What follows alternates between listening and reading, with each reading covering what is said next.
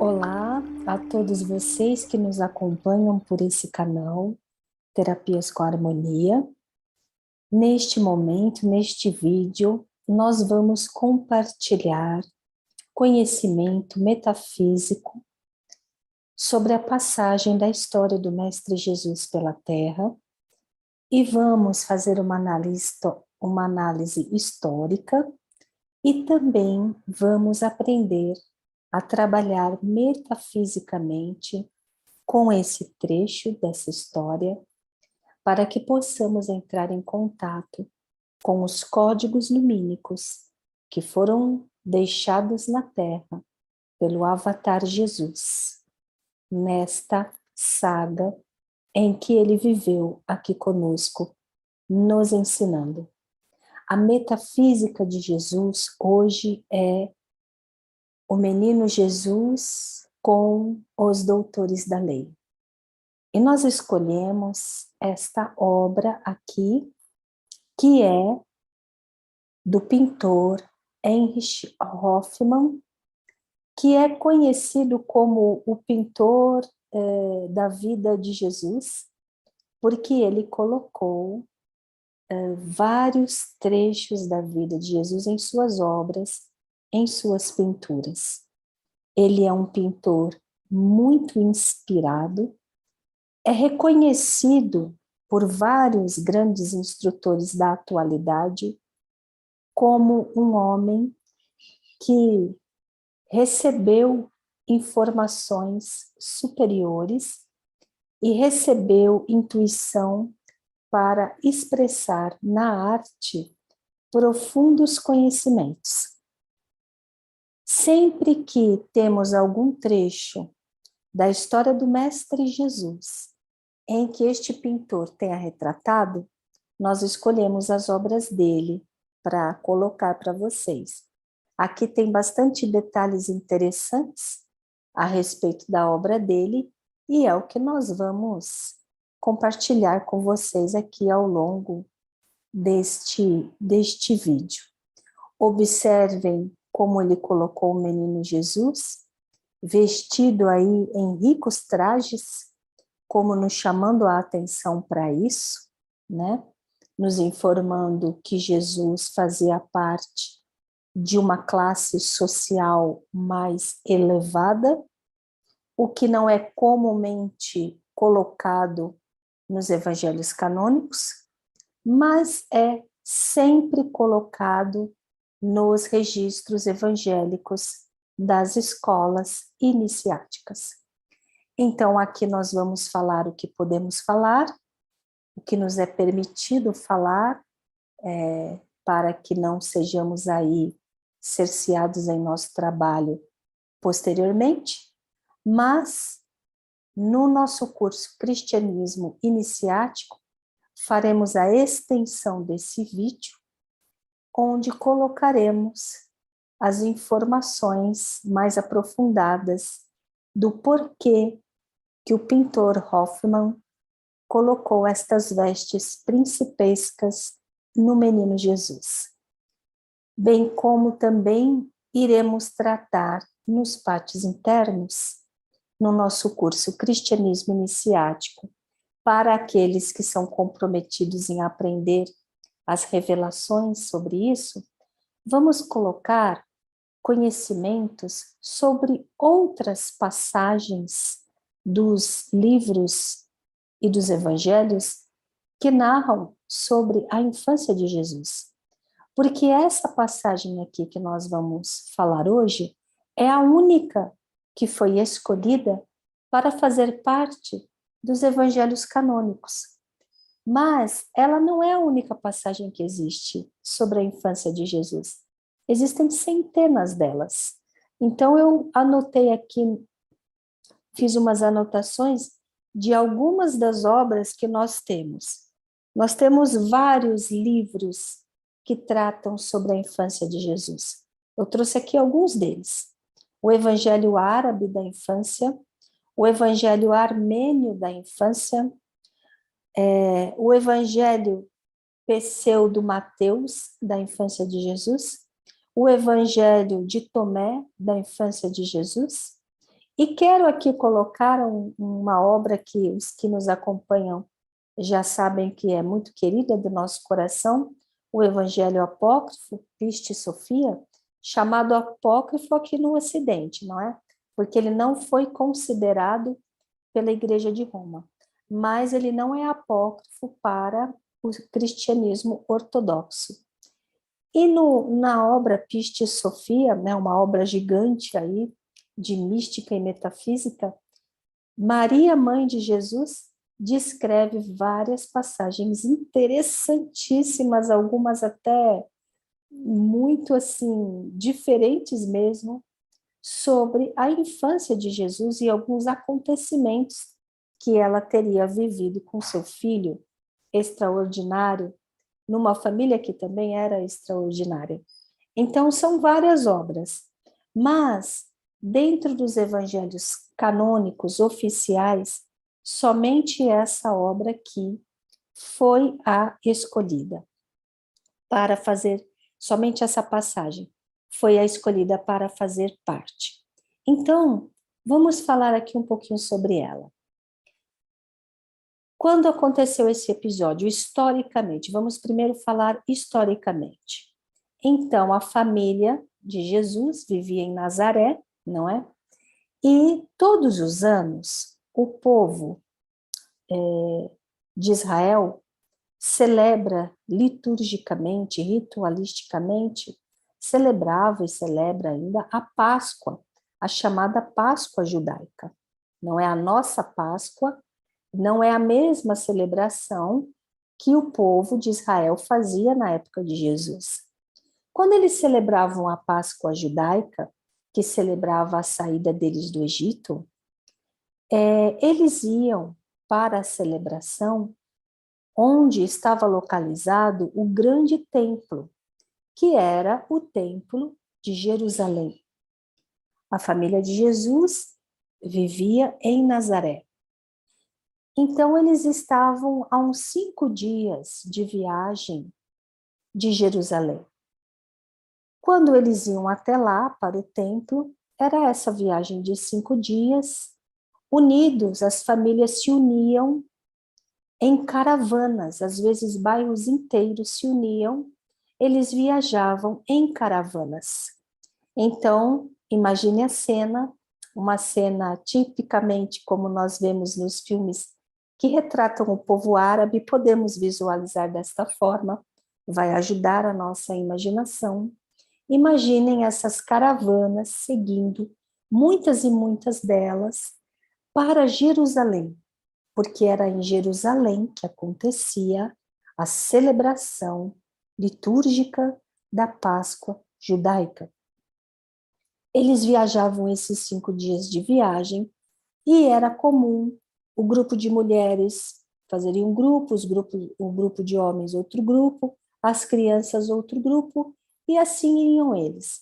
Deviam se encontrar em alguns horários do dia, era muita gente, a fila da caravana devia ser bem longa, não é? Então os pais deviam falar aos filhos, estejam aqui na hora da refeição, estejam aqui tal hora, e assim era, eles viajavam até Jerusalém. Chegando lá, a coisa também era muito ampla, muito gigantesca. Era uma metrópole, muita gente de muitos locais diferentes ali reunidos, e havia diferentes ritos em diferentes lugares, acontecendo todos ao mesmo tempo. Havia também os mercados, havia a venda de animais para os sacrifícios que eles faziam, que era um costume. Havia uma série de coisas. E as famílias também deviam combinar com os seus membros, né, com os seus respectivos familiares. Olha, as mulheres nós vamos para aqui, porque nós podemos fazer parte disso. Os homens poderiam ir para lá. Deveria haver homens que queriam ver as salas de ensinamento dos doutores da lei, ouvir a respeito da filosofia, da ciência judaica, ou dos livros, devia ter várias salas de estudos, diferentes coisas acontecendo. Cada um ia para um lugar do seu interesse e eles também deviam marcar alguns horários para se encontrarem, talvez na refeição da noite. Nós conseguimos entender por essa passagem, os evangelhos canônicos dizem que foi a primeira vez que Jesus foi para Jerusalém. Não temos certeza disso do ponto de vista dos evangelhos apócrifos, do ponto de vista destes evangelhos, destes relatos. Jesus é um viajante desde a mais tenra idade. Ele viajou para o Egito Pequeno, voltou e continuou em viagens com seu pai e seu tio. Então, os relatos diferem um pouco. Não sabemos se essa era a primeira vez que ele estava indo para a celebração da Páscoa em Jerusalém. Mas o fato é que parece que ele era um menino bastante amadurecido, porque os seus pais deram liberdade a ele para ele viver ali conforme ele quisesse. Ele não ficou junto dos pais. Tanto não ficou que é por causa desse motivo que aconteceu o que aconteceu. Então, ali eles ficaram 2 dias, não é? Fizeram os ritos e no dia e na noite marcada, voltaram para o alojamento, devem ter feito as suas refeições. No dia seguinte, ao amanhecer, a caravana começou a voltar com todas aquelas pessoas que já estava tudo combinado. Seria como as excursões, né, que nós fazemos hoje. Eles começaram a voltar.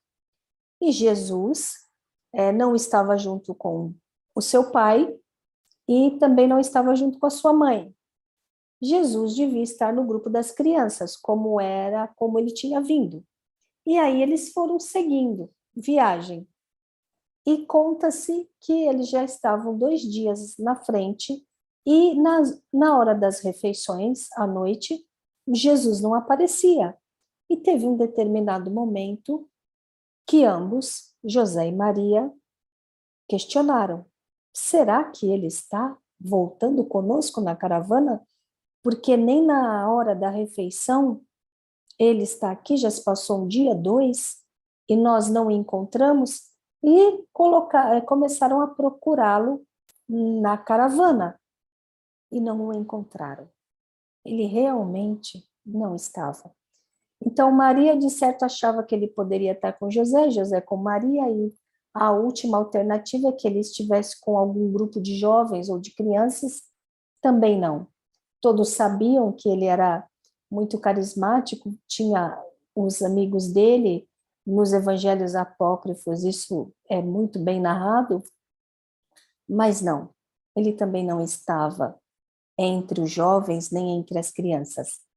Ele não estava voltando na caravana com eles. Então, José e Maria fazem o caminho de volta, começam a voltar para Jerusalém, para procurar Jesus. Talvez que uma pequena preocupação possa ter tomado conta deles, afinal de contas, sabia-se quem Jesus era, eles sabiam, e nós vamos explicar isso nos pátios internos, no curso Cristianismo Iniciático, o porquê da preocupação extrema deles para com Jesus. Teria Arquelau, herdeiro de Herodes, descoberto que este jovem continuava vivo? Ele que tinha fugido para o Egito para fugir, né, do massacre de Herodes, quando ele, infelizmente, cometeu aquele ato de mandar matar as crianças? Será que Jesus corria algum perigo? Então os pais voltam, chegam a Jerusalém, depois de 2 dias, e eis que começam a procurar ali Jesus, batendo de porta em porta, perguntando nas pousadas, em todos os locais que eles imaginavam. E aí, em algum momento, começou-se a falar para José, para Maria, Será que ele não é um menino prodígio que está há dias nas salas dos doutores da lei, estudando os rolos sagrados com eles? Eles ouviram isso. E eu fico imaginando a cena. José e Maria devem ter se olhado e devem ter pensado, com certeza é ele. E lá foram eles para o templo, para o setor onde tinham as salas, onde ficavam ali os doutores da lei, passando ensinamentos. Como era muito típico do antigo povo árabe, né? E do Oriente Médio também, eles sentavam em círculos naquelas almofadas e ficavam ali compartilhando sabedoria. E então José e Maria devem ter olhado para uma sala, para outra sala, até que eles chegaram numa porta e lá estava Jesus, o filho deles, falando e conversando com os doutores da lei. Os relatos, tanto dos evangelhos canônicos como dos evangelhos apócrifos são idênticos ao dizer que os doutores de conhecimento, os doutores da lei, estavam encantados com o modo como aquela criança, aquele menino, interpretava e explanava a respeito dos rolos sagrados. E o nosso pintor, o Hoffmann, foi muito feliz ao retratar isso nessa obra aqui que nós compartilhamos com vocês. Vejam que ele conseguiu compartilhar como é que os doutores da lei estão observando atentamente e estão encantados com as palavras deste menino. Então, José e Maria esperaram ali ele terminar aquele momento, né? Várias pessoas ali ouvindo aquele menino falar. A sala em que ele estava repleta de pessoas. Já fazia alguns dias que ele estava fazendo isso. Então, ele pegou ali uma fama. Aquela sala estava repleta de pessoas. E aí, quando ele acabou, todo mundo foi saindo e ele veio calmamente, serenamente, em direção aos seus pais. E é muito interessante observarmos o que Maria falou para ele e a resposta que ele deu a Maria, a mãe dele. Isso nos diz muito. Ela fala assim com ele: filho, por que você fez isso? Nós ficamos preocupados com você. E aí está ali no Evangelho: eu e o seu pai ficamos preocupados com você.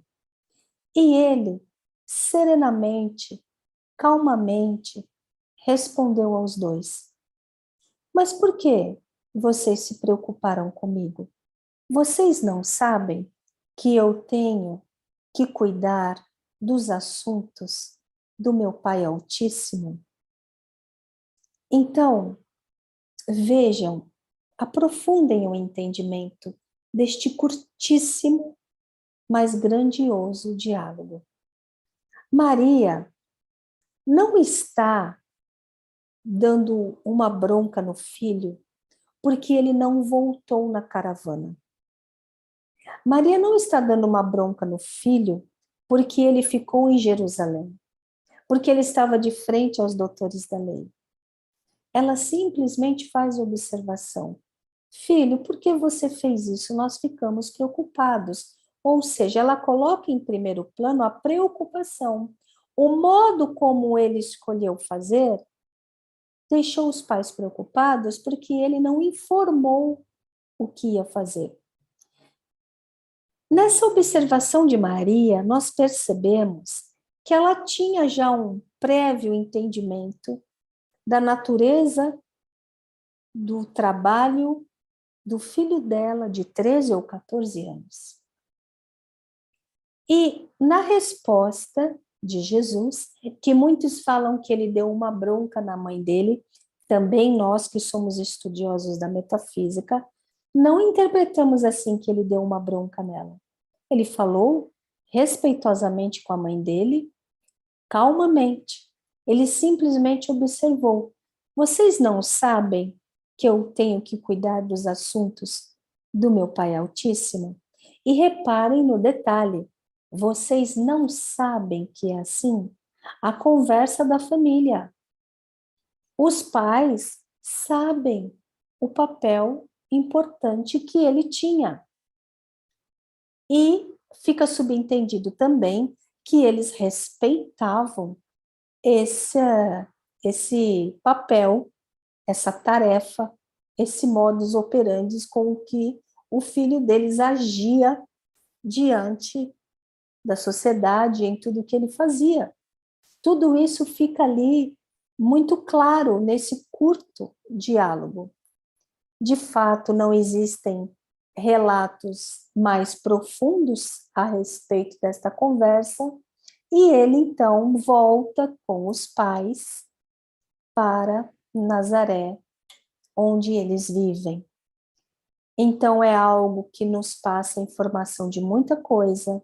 A família sabia do papel dele, ele sabia que a família sabia, mas também passa a informação de que os seus pais eram preocupados com a segurança dele. Então, existe algo aí, existe algum detalhe que deixava, com que seus pais sempre estavam atentos ao que acontecia com o menino Jesus.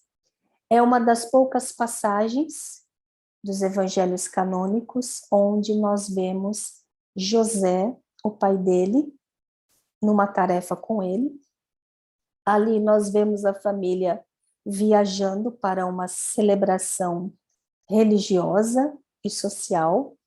É um dos poucos acontecimentos em que José está presente. Nos evangelhos apócrifos não acontece a mesma coisa. José está presente em inúmeras ocasiões. Existem várias viagens que Jesus faz com seu pai, não é?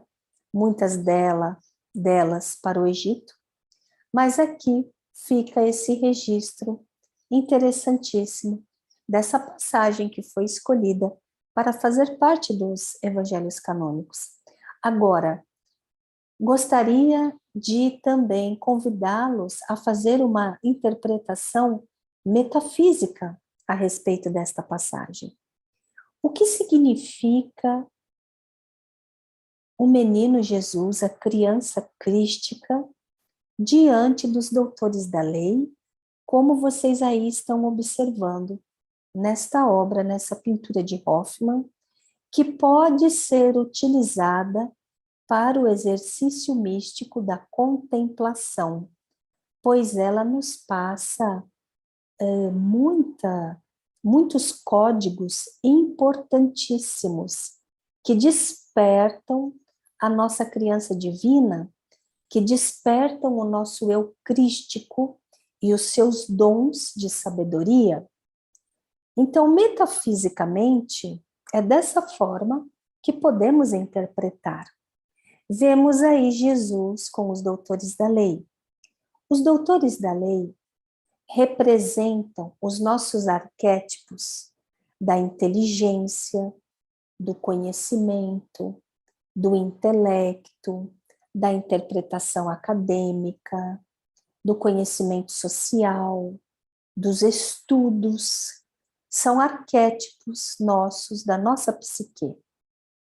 Mas, muitas vezes, esses arquétipos, com muita facilidade, podem se transformar em arrogância, em rigidez, em mediocridade, em intelectualismo, em dialética vazia, não é? Isso pode acontecer.